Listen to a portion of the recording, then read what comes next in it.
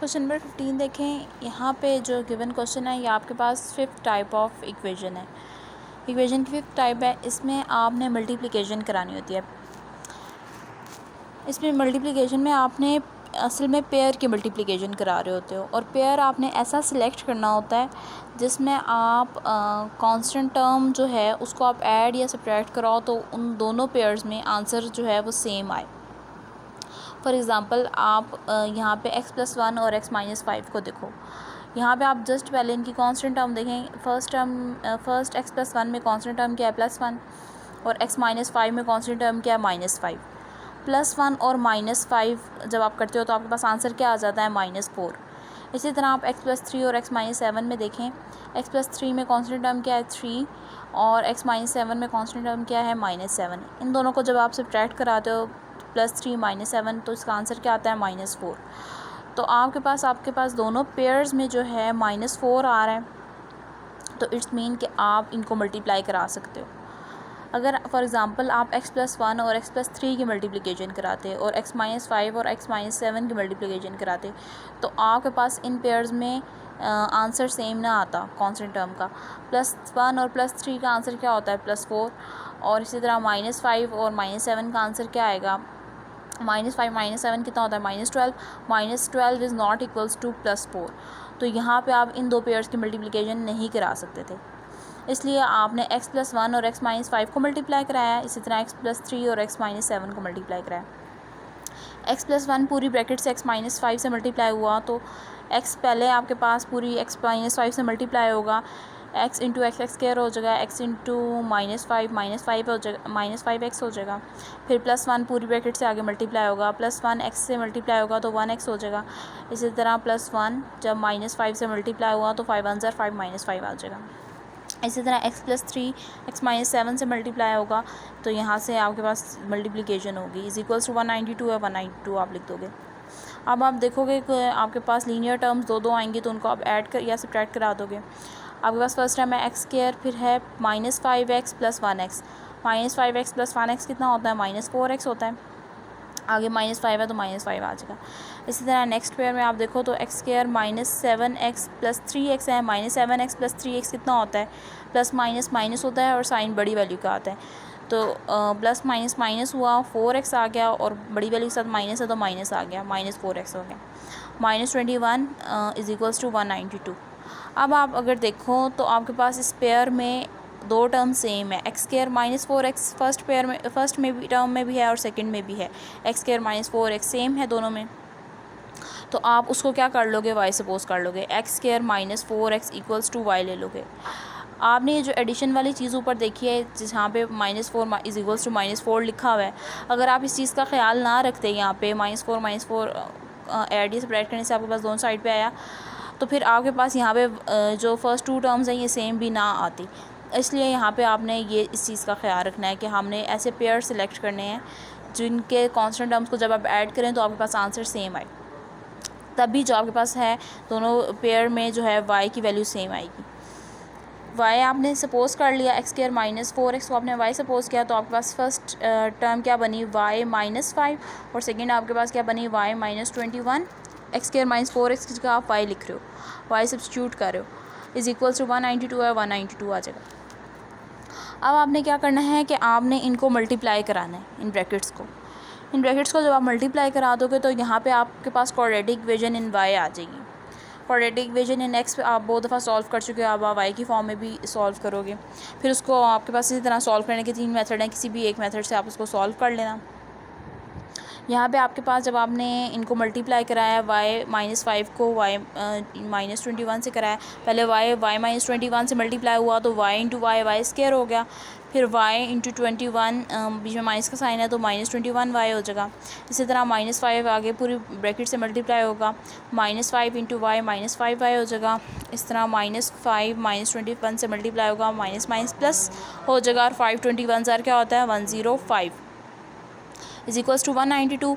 अब 192 को आप दूसरी साइड पे शिफ्ट करोगे, राइट साइड पे लेफ़्ट साइड पे आएगा तो उसका साइन चेंज हो जाएगा, -192 हो जाएगा = 0, और -21 और -5y -21y और -5y मिलके माइनस माइनस प्लस होता है और साइन माइनस का ही आता है, -26y हो जाएंगे। अब आपके पास यहाँ से फिर दो कांस्टेंट टर्म्स आ गए हैं 105 और एंड -192 प्लस 105 माइनस 192 कितना होता है -87 प्लस माइनस माइनस और साइन बड़ी वैल्यू का आएगा तो प्लस माइनस माइनस हुआ 87 आया और बड़ी वैल्यू 192 है साथ माइनस है तो माइनस आ गया। तो यहाँ से आपके पास क्वाड्रेटिक इक्वेशन आई y² -26y -87 is equals to 0। अब आपने फिर वो इसी तरह का पेयर सेलेक्ट करना है कि मल्टीप्लाई करने से वो आपको क्या दे 87 और आपको सब्ट्रैक्ट या ऐड करने से क्या दे 26 दे। तो आपने जब ये लिया पेयर 29y इंटू 3y का 29 इंटू 3 क्या होता है 87 आ जाता है और -29y प्लस 3y आपको -26y भी दे देता है, दोनों कंडीशन को फुलफ़िल करता है। तो यहाँ पे आपने -26y की जगह पेयर क्या लिखा -29y प्लस 3y। आपने यहाँ से इसी तरह फर्स्ट टू ब्रैकेट में से कॉमन लेना है, लास्ट टू ब्रैकेट में से कॉमन लेना है। फर्स्ट टू ब्रैकेट में से आपके पास y कॉमन आ रहा है, 2 y थे तो अंदर एक y बचा, इसी तरह एक बार y जा चुका है तो सिर्फ 29 बचेगा। तो लास्ट टू ब्रैकेट में से आपके पास प्लस 3 बार कॉमन आ रहा है और अंदर ब्रैकेट में 329 होता है तो 29 ब्रैकेट में बचा और y एज इट इज़ आ गया। जो सेम ब्रैकेट्स हैं उनको आप एक दफ़ा लिखोगे, y -29 को आपने एक दफ़ा लिखा और बची हुई टर्म्स को आपने एक दफ़ा लिखा, y plus 3 is equals to 0। अब आपने एक बार y -29 को इक्वल टू 0 पुट करना है और एक बार y प्लस 3 को इक्वल टू 0 पुट करना है। -29 है दूसरी तरफ आया +29 हो गया, इसी तरह +3 है दूसरी साइड पे आया -3 हो गया। अब आपने जो y की वैल्यू सपोज़ की थी वो लिखें। y की वैल्यू आपने क्या सपोज़ की थी, y की वैल्यू यहाँ पे आपने सपोज़ की थी x² -4x, तो यहाँ पे आप y की वैल्यू डाल दें। y की जगह आपने लिखा x² -4x इक्वल्स टू 29 है तो इक्वल्स टू 29 आ जाएगा। अब 29 जब राइट से लेफ़्ट साइड पे आएगा तो -29 हो जाएगा इक्वल टू 0। अब ये क्वाड्रेटिक इक्वेशन आपके पास बन गया। इसको क्वाड्रेटिक फार्मूला से सॉल्व कर लें बेशक, तो यहाँ पे आपने इसको क्वाड्रेटिक फार्मूला से सॉल्व किया हुआ है। अब यहाँ पे x² के साथ उसका कोफिशिएंट क्या है 1, तो a की वैल्यू यहाँ से 1 आ जाएगी। फिर x का कोफिशिएंट यहाँ पे क्या है -4, तो b की वैल्यू यहाँ से -4 हो जाएगी। कांस्टेंट टर्म यहाँ पे क्या है -29, तो c की वैल्यू यहाँ पे क्या हो जाएगी -29 आ जाएगी। क्वाड्रेटिक फार्मूला लिखें x equals to -b plus minus √b² -4ac divided by 2a। a b and c की वैल्यूज़ इसमें डालें। b की जगह आपने डाला -4, माइनस ऑलरेडी था माइनस माइनस +4 हो जाएगा। इसी तरह फिर आपने b की जगह -4 डाला, उसका स्क्वायर है तो ब्रैकेट में उसका बाहर उसका स्क्वायर भी आ जाएगा स्क्वायर रूट के अंदर।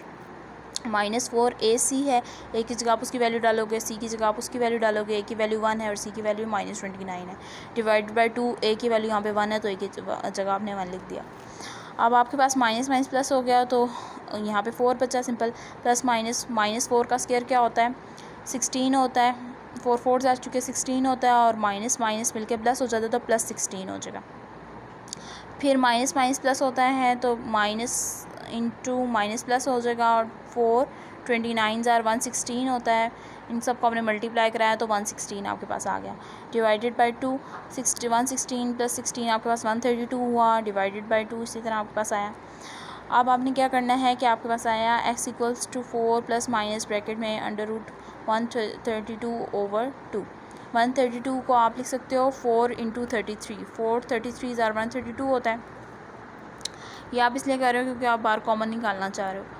4 जब स्क्वायर रूट से बाहर आया, स्क्वायर रूट से बाहर आने के बाद वो 2 बन जाएगा। स्क्वायर रूट ऑफ 4 क्या होता है 2, तो उसके बाहर आके 2 हो जाएगा। √33 एज इट इज़ रहेगा डिवाइडेड बाई 2। अब आपके पास 4 और 2 में से क्या चीज़ कॉमन आ रही है, 2 बार कॉमन आ रहा है, आप 2 बार कॉमन निकाल लो। फिर ब्रैकेट में आपके पास क्या बचेगा, 2 बार कॉमन आ चुका है, 4 की जगह क्या लिखेंगे आप 2 2 4 होता है तो आप 2 लिखेंगे, प्लस माइनस 2 बार कॉमन आ चुका है तो सिर्फ यहाँ पे क्या बचेगा स्क्वायर रूट ऑफ 33 बचेगा डिवाइडेड बाई 2। 2 और 2 पर नीचे हैं, आप कॉमन ले चुके हैं इसलिए कैंसिल आउट कर सकते हैं। कॉमन लिए बगैर आप कैंसिल आउट नहीं कर सकते, तो 2 और 2 पर नीचे कैंसिल आउट हुआ तो x की वैल्यू यहाँ से आई 2 प्लस माइनस √33। लेकिन ये बात भी याद रखें कि यहाँ पे आपने सिर्फ अभी फर्स्ट इक्वेशन को सॉल्व किया, x² -4x -29 इक्वल टू 0।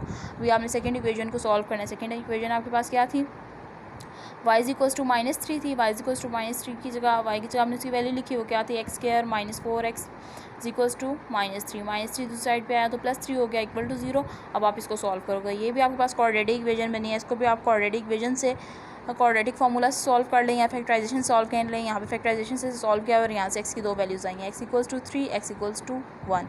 तो यहाँ पे सोल्यूशन सेट में आप इसकी चारों की चारों वैल्यूज़ लिख दोगे। अब आप क्वेश्चन नंबर 16 देखें तो वो भी सेम टू सेम ऐसे ही है, ये लाइंस पे है। आप -1 -3 पहले इनके कांस्टेंट टर्म्स को देखें। फर्स्ट में है -1 और सेकंड में है -2। -1 और -2 कितना होता है -3। इसी तरह नेक्स्ट 2 टर्म्स में आप देखें कांस्टेंट टर्म क्या है -8 है और फोर्थ में क्या है +5 है। -8 और +5 भी कितना होता है -3। तो आप इन दोनों को फर्स्ट 2 टर्म्स को और लास्ट 2 टर्म्स को मल्टीप्लाई कर सकते हो। इस तरह आपने मल्टीप्लाई किया और x² -3x दोनों ब्रैकेट में सेम आ गया, उसको आपने y सपोज किया। y सपोज करने के बाद आपके पास इक्वेशन बनी y + 2 y - 40 + 360 = 0। आप इन दोनों को सिंपली मल्टीप्लाई करोगे, यहाँ से आपके पास क्वाड्रेटिक इक्वेशन बनेगी। क्वाड्रेटिक इक्वेशन बनी y² -38y + 280 = 0। अब यहाँ पे आप फिर क्या करोगे कि फैक्टराइजेशन लगाओ या क्वाड्रेटिक फार्मूला लगाओ, जिससे भी इसे सॉल्व करो। y की 2 वैल्यूज़ आ जाएंगी, y = 28 एंड y = 10। फिर y की जगह आप उसकी वैल्यू पुट करोगे। y की वैल्यू क्या थी, x² -3x = 28 है, तो 28 की जगह आप 28 लिखोगे। यहाँ से फिर ये क्वाड्रेटिक बन जाएगी, इसको किसी मेथड से आप सॉल्व कर लें। और नेक्स्ट y = 10 के लिए भी क्वाड्रेटिक इक्वेशन बनेगी, इसको भी आप किसी मेथड से सॉल्व कर